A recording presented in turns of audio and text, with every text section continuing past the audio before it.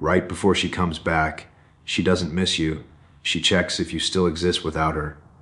And what you do in that exact moment decides whether she returns or disappears for good. It's quiet right now, not peaceful, just quiet.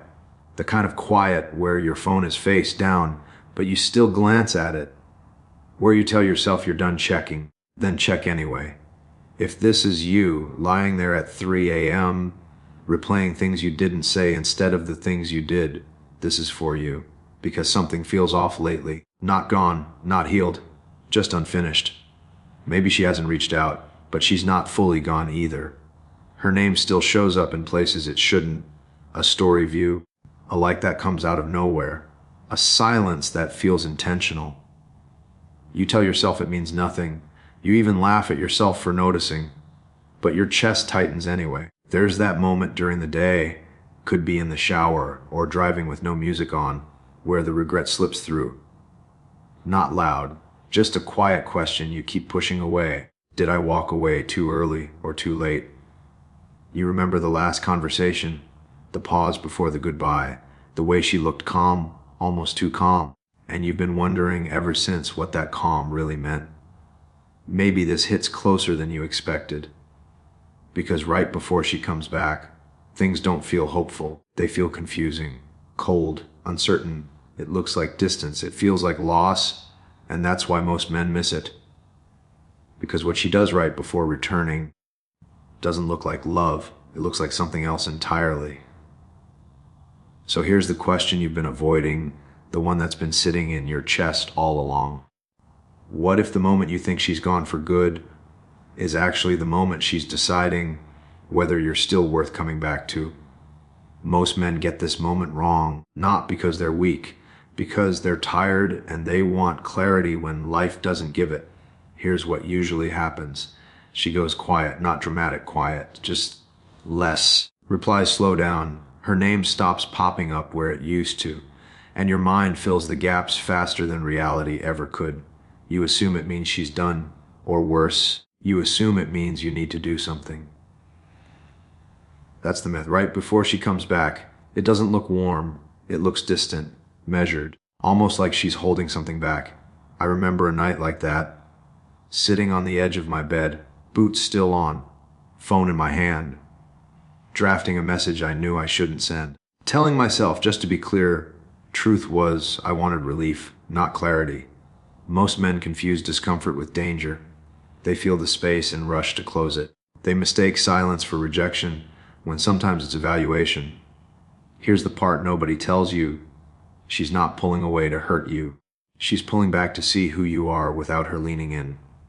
One principle you need to hear: if you can't sit calmly in uncertainty, you're not ready for reconnection.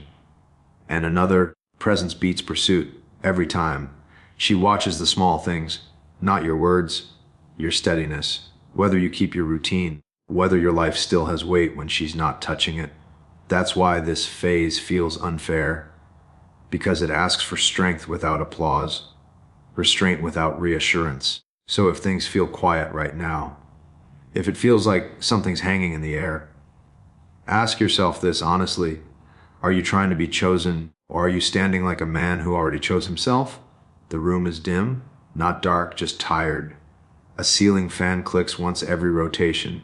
Your phone buzzes on the table, not her, just a notification you don't care about. Still, your body reacts before your mind does.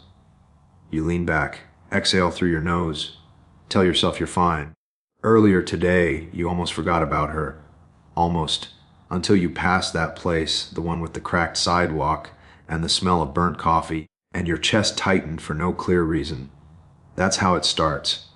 Not with a message, not with a confession, with small disruptions.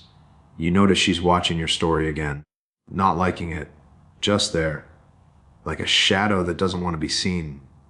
You tell yourself it means nothing. Then, 5 minutes later, you're replaying old conversations in your head. The laugh she tried to hide, the pause before she said goodbye, that look like she was memorizing you instead of leaving. The air feels colder tonight, or maybe you're just more aware of your skin.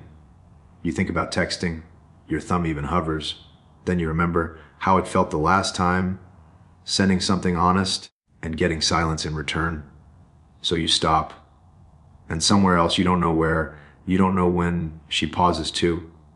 She's not missing you the way movies show it. She's checking something quieter, watching how the world treats you when she's not there to soften the edges, seeing if you still stand the same, if your life still moves forward or waits.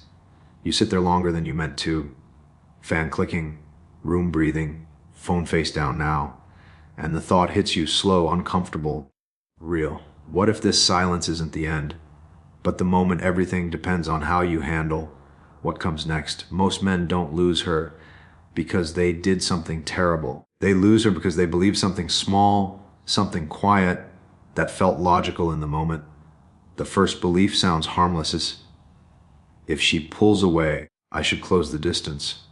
I believed that once, sitting in my car, outside my place, engine still warm, rereading a message that didn't need an answer. I told myself I was being mature, clear, honest. Truth was, I was afraid of the space. Here's what hurts to realize later is attention is cheap, respect is priceless. When you rush to fill silence, you don't create closeness, you erase tension. And tension is where desire either survives or dies. Another belief, there's if she hasn't come back yet, I must not have mattered enough. That one sinks deep.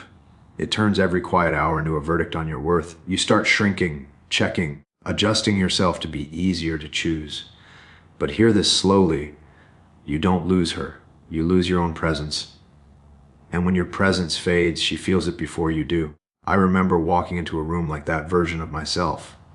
Shoulders tight, voice softer than usual, trying not to say the wrong thing instead of saying what felt true. People feel that. She felt that. The last belief is the most dangerous. If I wait, I'm weak.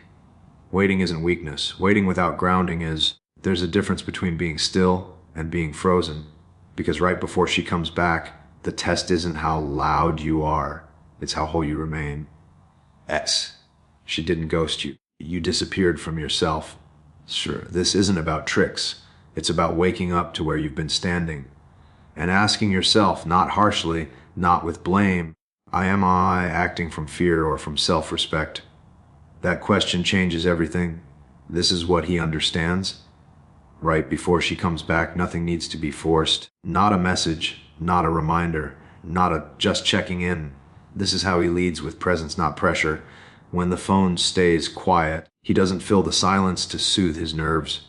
He finishes his workout, eats his food slow, keeps his word to himself. Most men panic and reach. He notices the urge and lets it pass. He knows patience isn't waiting with hope. It's standing steady without needing an outcome. When she watches from a distance, he doesn't perform. He stays the same man she met, calm voice, grounded steps, life still moving forward. This is the difference. Noise asks to be chosen. Presence is the choice. And when she finally steps closer, she's not returning to convince him. She's returning to meet the man who never left himself behind. The room smells like soap and cold air. You're drying your hands when it hits, not sadness, not anger, just tired.